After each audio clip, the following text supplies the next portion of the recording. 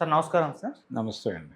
Sir Congress MLC Teenmar మల్లన్నని Congress party suspend చేయడం జరిగింది సార్. అంటే రీసెంట్‌గా మనం చూస్తున్నాం ఆయన వరుసగా కాంగ్రెస్ ప్రభుత్వం పైన విమర్శలు చేయడం లాంటివి చూస్తున్న మీడియా వేదికగా కూడా ఆయనకి సొంత ఛానెల్‌లో కూడా తీవ్ర స్థాయిలో విమర్శించారు.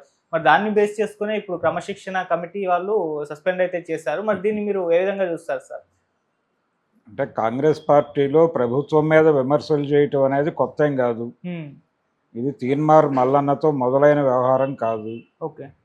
వైఎస్ రాజశేఖర రెడ్డి గారు ముఖ్యమంత్రిగా ఉండగా ప్రభుత్వ విధానాల మీద పి జనార్దన్ రెడ్డి గారు, మర్రి శశిధర్ రెడ్డి గారు చాలా బలంగా మీడియా ముందుకొచ్చి విమర్శలు ఎక్కుపెట్టిన సందర్భాలు ఉన్నాయి. ఓకే. అలాగే అంతకు ముందు కూడా వి హనుమంతరావు లాంటి వాళ్ళు నిరసన ధ్వనులు వినిపించిన చరిత్ర ఉంది. అంటే డిఫరెన్స్ ఆఫ్ ఒపీనియన్ ఉండటం, దాన్ని గౌరవించటం మా పార్టీ కల్చర్ అని కాంగ్రెస్ పార్టీ చెప్పుకునేది. పీజేఆర్ అయితే కొన్ని విషయాల్లో వైఎస్ రాజశేఖర రెడ్డి గారి విధానాల మీద, ముఖ్యంగా పోతిరెడ్డిపాడు హెడ్ రెగ్యులేటరీ వ్యవహారం మీద కొంచెం బలంగానే నిరసన ధ్వనులు వినిపించాడు. అయినప్పటికీ ఆయన కాంగ్రెస్ పార్టీతోనూ కొనసాగాడు. ఆయన మీద ఈ రకమైనటువంటి చర్యలు తీసుకుంటారు అనేటువంటి అంటే ఆ డిస్కషన్ కూడా ఎక్కడ జరిగింది కాదు. ఆ టైంలో ఆ చర్యలు కూడా అలాంటివేం జరగలేదు. కాంగ్రెస్ పార్టీలో అంతర్గత ప్రజాస్వామ్యం ఎక్కువ అనే ఒక అభిప్రాయం ఉంది ప్రజల్లో. ఈ అంతర్గత ప్రజాస్వామ్యం వలనే మేము ఇలాంటివేవి పట్టించుకోము అని చెప్పేవాళ్ళు వాళ్ళు. అంటే ఎప్పుడైనా సరే కాంగ్రెస్ పార్టీలో మొత్తం పార్టీ ఏకాభిప్రాయంతో ఉంది అని అనలేము. చాలా సందర్భాల్లో పీసీసీ ప్రెసిడెంట్, అది ప్రతిపక్షంలో ఉన్నప్పుడు పీసీసీ ప్రెసిడెంట్ గారి అభిప్రాయాలకు భిన్నమైన అభిప్రాయాలు కొంతమంది ఎమ్మెల్యేలు, ఎంపీలు వ్యక్తం చేసిన సందర్భాలు కూడా అనేకం ఉన్నాయి. అలాగే ఈ మధ్య కాలంలో అంటే ఆంధ్రప్రదేశ్ వ్యవహారానికి వస్తే ఆంధ్రరత్న భవన్లోనే ప్రెస్ మీట్ పెట్టి పీసీసీ ప్రెసిడెంట్ మీద విమర్శలు చేయటం అనేది చూసాం మనం. ఇలాంటివి జరుగుతాయి. శుంకర పద్మశ్రీ గారు ఆంధ్రరత్న భవన్లోకే మీడియాని పిలిచి షర్మిల గారి మీద విమర్శలు చేశారు. అయినప్పటికీ ఆవిడనేమి పార్టీ నుంచి పంపించేయటం లాంటివి ఏం జరగల. అదేమిటి అంటే అంతర్గత ప్రజాస్వామ్యం, మేము విమర్శల్ని స్వాగతిస్తాం అని చెప్పుకునేది కాంగ్రెస్ పార్టీ. ఇది కల్చర్ మొదటి నుంచి ఉంది.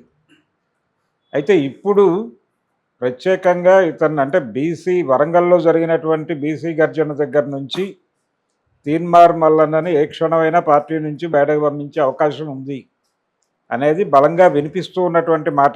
ఇది చర్య ఈరోజు కనిపించింది, కానీ ఈ చర్య ఉంటుందా ఉండదా అనే దాని మీద డిస్కషన్ నడుస్తూనే ఉంది. ఈ డిస్కషన్లో భాగంగా ఉండదు అని చెప్పి మాట్లాడిన వాళ్ళు ప్రధానంగా చెప్పింది కాంగ్రెస్లో ఉన్నటువంటి డెమోక్రటిక్ నేచర్ గురించే. ఈ నేచర్ ఉంది కాబట్టి ఈ పార్టీ నుంచి ఇతన్ని బహిష్కరించే అవకాశాలు తక్కువ, భిన్నాభిప్రాయాలకి వేదికగా ఉంటుంది కాంగ్రెస్ పార్టీ, కాబట్టి మేము అంతర్గతంగా పరిష్కరించుకోగలం ఈ ఇష్యూని అని కూడా కొంతమంది కాంగ్రెస్ నాయకులు మాట్లాడారు తీన్మార్ మల్లన్న ఎపిసోడ్లోనే.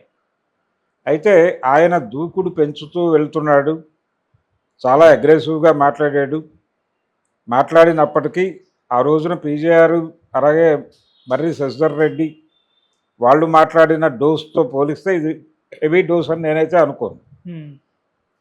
అయినా ఇతన్ని పక్కన పెట్టారు. ఎందుకు జరిగింది అంటే అప్పుడు ముఖ్యమంత్రిని విమర్శించడం వేరు. నిజానికి అప్పటికే కాంగ్రెస్ పార్టీలోకి కొత్త కల్చర్ ఎంటర్ అయింది.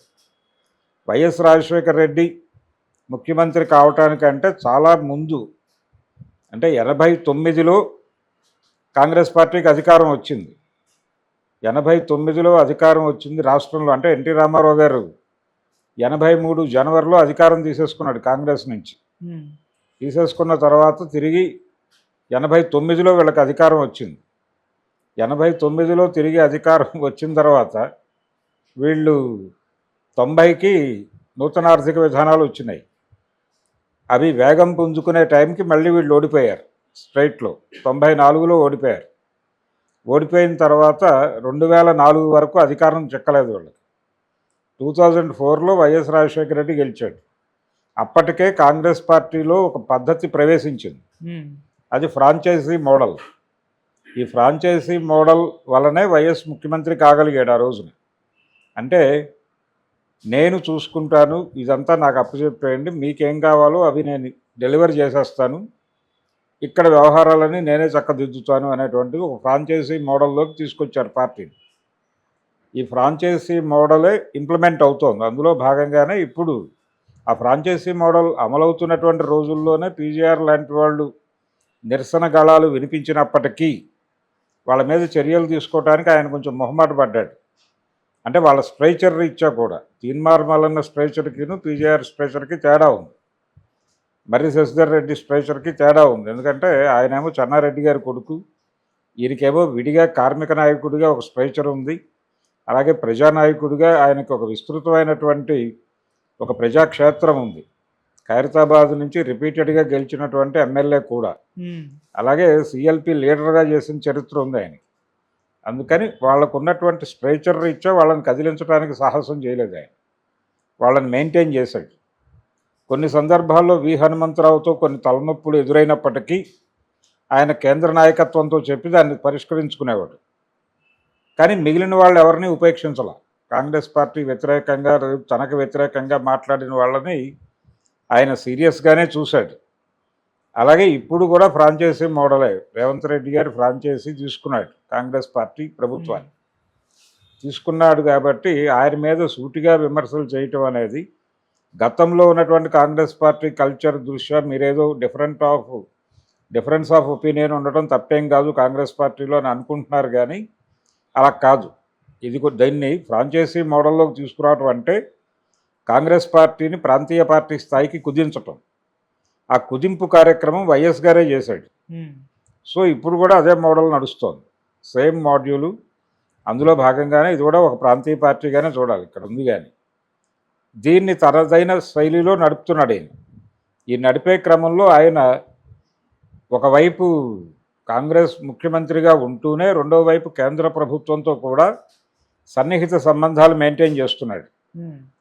ఇలా ఒక తను ఇక్కడ ఏ ఇబ్బంది లేకుండా కెరియర్ నడపడానికి సంబంధించి ఒక గ్రౌండ్ ప్రిపేర్ చేసుకుని ఉన్నాడు రేవంత్ రెడ్డి.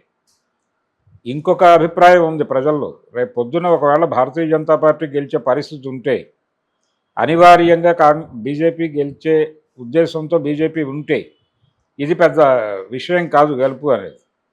ఇది ఒక అనివార్యంగా మారితే ఈయనే అక్కడ కూడా ముఖ్యమంత్రి అయ్యే ఛాన్స్ ఉంది అనే అభిప్రాయం కూడా చాలామంది రాజకీయ నాయకుల్లో ఉంది. ఈ కండిషన్లో ఆయన మీద నేరుగా యుద్ధం ప్రకటించాడు ఈయన బీసీ గణన వ్యవహారంలో. ఈ బీసీ గణనని ప్రెస్టీజియస్గా తీసుకున్నారు వాళ్ళు. వీళ్ళేమో అది ప్రాపర్గా జరగలేదని దాని మీద చాలా విమర్శలు చేస్తూ మీటింగ్ పెట్టారు వరంగల్లో. ఇది జరగలేదు అనటానికి మీ దగ్గర ఉన్నటువంటి ప్రాతిపదిక ఏమిటి అని చెప్పి రేవంత్ రెడ్డి గారి తరఫు నాయకులు వారిని అడగటము, వారు వారి దగ్గర ఉన్న వివరాలు ఏవో ఇచ్చే ప్రయత్నం చేయటం, ఈ రెండింటి మధ్య ఘర్షణలు, కేంద్ర ప్రభుత్వం దగ్గర నుంచి నడుస్తున్నటువంటి వ్యవహారం అని చెప్పి ఆయన మోడీ గారి మీద కూడా విమర్శలు చేశాడు. ఆ అకౌంట్లో ఆయన అసలు బీసీ కాదు, అగ్ర కులాల పద్ధతిలో వ్యవహరిస్తున్నాడు అన్నాడు. కొంచెం అగ్రెసివ్గా తన్ని తాను ప్రొటెక్ట్ చేసుకుంటూ మాట్లాడాడు రేవంత్ రెడ్డి. ఈ మాట్లాడుతున్నటువంటి నేపథ్యంలో దాదాపు అదే లైన్స్లో ఇతని మీద కూడా ఆయన ఓపెన్గా మాట్లాడితే ఇతని స్ట్రేచర్ పెరుగుతుంది అనే ఉద్దేశంతో ఆయన మాట్లాడలేదు, కానీ ఇంటర్నల్గా ఇన్నర్ సర్కిల్స్లో మాట్లాడాడు ఆయన. మాట్లాడి ఇది హెడేక్ అనే అభిప్రాయంతో ఉండటం వలన ఇప్పుడు ఈ కమిటీ చర్యలు తీసుకుని వారిని, అంటే ముందు యాక్చువల్గా షోకాజ్ నోటీస్ ఇవ్వాలి, మీరు అలా ఎందుకు వ్యవహరించారు దానికి సంబంధించిన వివరణ ఇవ్వండి అని. ఆ వివరణ వచ్చిన తర్వాత చర్యలు తీసుకోవాలి. ఇచ్చారు. అదంతా ప్రొసీజర్ అయిపోయింది. ఆయన తన ఆర్గ్యుమెంట్ నుంచి వెనక్కి వెళ్ళాల, అక్కడే నిలబడి ఉన్నప్పుడు అనివార్యంగా వీళ్ళు చర్యలు తీసుకున్నారు. దీని మీద అతను ఎలా రియాక్ట్ అవుతాడు, అతని ఫ్యూచర్ ఏమిటి అనేది, అంటే అతను ఏ పార్టీలోకి వెడతాడు అనేది ఇప్పుడు ఒక చర్చ. బీజేపీలోకి వెళ్తాడా అంటే బీజేపీలోకి ఇతన్ని తీసుకుంటారా అనేది ఒకటి. ఈటెల రాజేందర్తో ఇతనికి గుడ్ రిలేషన్స్ ఉన్నాయి, అది మాత్రమే సరిపోతుందా? రేవంత్ రెడ్డి కూడా రిలేషన్స్ ఉన్నాయి కాబట్టి ఇదే స్ట్రగుల్ అక్కడ కూడా చేయాల్సి వస్తుంది. అంటే తను పొలిటికల్గా ఎదగాలి అనేటువంటి ఒక ప్రోగ్రాంలో ఉన్నాడు. ఆ ప్రోగ్రాంలో భాగంగా ఈ ఈ యుద్ధాన్ని తన కెరియర్కి ఏదైనా ఉపయోగపడే పద్ధతిలో మలుచుకోవటం అనేది ఇప్పుడు తీన్మార్ మల్లన్న ముందున్నటువంటి సవాల్. దాన్ని ఈ అవకాశాన్ని ప్రాపర్గా వినియోగించుకోగలిగితేనే భవిష్యత్తు ఉంటుంది. లేకపోతే ఏదో చూసి ఎవరి మీదో తిరుగుబాటు చేసి తర్వాత రాజకీయ జీవితం లేకుండా చేసుకున్నటువంటి నాయకులు కొంతమంది ఉన్నారు. అది నెల్లూరు సీనయ్య కావచ్చు, లేకపోతే నాదెండ్ల భాస్కర్రావు కావచ్చు, ఇలాంటి కొన్ని రోల్ మోడల్స్ ఉన్నాయి మనకి.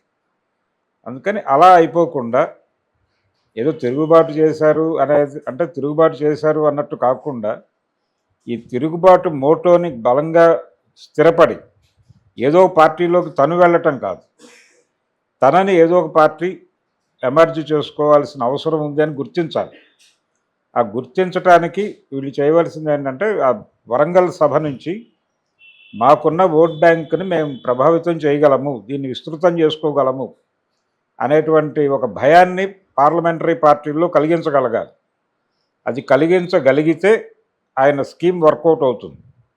అది ఎక్కడ బెడిసి కొట్టినా పొలిటికల్గా ఇది పెద్ద ప్రమాదంగా మారుతుంది. ఈరోజు తీసుకున్నటువంటి నిర్ణయం ఆయన రాజకీయ జీవితానికి సమాధి కూడా కావచ్చు. అది అలా కాకుండా ఆల్రెడీ ఒక ఆల్టర్నేటివ్ మెకానిజం ఏదో ఉంది అతనికి. ఆ మెకానిజం ఉండటం వల్లే వీళ్ళ షోకాజ్ నోటీసులకి వాటికి అతను ఖాతరు చేయలే. ఓకే, ఖాతరు చేయలేదంటే అతనికి ఒక ఆల్టర్నేటివ్ మిషన్ ఉంది. ఆ మిషన్ ఇంకో పార్టీలో చేరటం ద్వారా ఉందా, లేకపోతే తన బలాన్ని ప్రదర్శించటం ద్వారా నా అవసరం మీకుంది అనేటువంటి అభిప్రాయం పార్టీల్లో కలిగించి వాళ్ళ దగ్గర నుంచి పిలుపు వచ్చేలా చేసుకోవటం, అది ప్రాపర్ వే. ఆ ప్రాపర్ వే బిల్డ్ చేసుకోవటానికి తీన్మార్ మల్లన్న ఎటువంటి యాక్టివిటీలోకి వస్తాడు అనేది చూడాలి. ఒక రకంగా అతను నోరున్న మనిషి. నోరున్న వాళ్ళు బయటకు వెళ్ళిపోతే చాలా ప్రమాదాలు జరుగుతాయి. అంటే వాళ్ళు చాలా విషయాలు ఓపెన్గా ఎక్కడో చోట మాట్లాడతారు, అవుట్ స్పోకెన్ కాబట్టి. అయితే వాళ్ళ మీద స్టాంప్ వేయాలి, వీళ్ళు స్వార్థపరులు, వీళ్ళు తమ స్వార్థం కోసం మాట్లాడతారు తప్ప దానిలో కంటెంట్ ఉండదు, దాన్ని పట్టించుకోవద్దు అని వాళ్ళ క్యారెక్టర్ మీద కొంత ప్రజల్లో ఒక తక్కువ అభిప్రాయం కలిగించగలగాలి. ఆ ప్రోగ్రాం ఆల్రెడీ రేవంత్ రెడ్డి గారు మొదలుపెట్టి చేసేస్తున్నాడు విజయవంతంగా. ఆయనకు సంబంధించిన దళాలు రంగంలోకి దిగి వివిధ యూట్యూబ్ ఛానల్స్లో కూర్చుని తీన్మార్ మల్లన్న మీద అంటే ఆయన స్వార్థపర రాజకీయ వ్యూహాలతో తనని తాను ఎక్కువ ఊహించుకుని ఈ రకంగా వ్యవహరిస్తున్నాడు అని అభిప్రాయాన్ని ప్రజల్లోకి పంపజేసే ప్రోగ్రాం ఒకటి మొదలైపోయింది. సో ఇక్కడ వీళ్ళు యుద్ధం ఓపెన్ చేశారు, ఆయన యుద్ధం ఓపెన్ చేశాడు. ఎవరు గెలుస్తారు అనేది చూడాలి. ఓకే, ఇది పార్లమెంటరీ రాజకీయాల్లో పై ఎత్తుకు సంబంధించిన ఒక విచిత్రమైన యుద్ధం. అది ఎవరు గెలుస్తారు అనేది మళ్ళీ ఎన్నికల టైంకి కానీ క్లారిటీ రాదు. Okay sir. ఈ లోపల ఎవరి వ్యూహాలు ఏమిటి, ఎవరు ఏ ఒడ్డుకు చేరతారు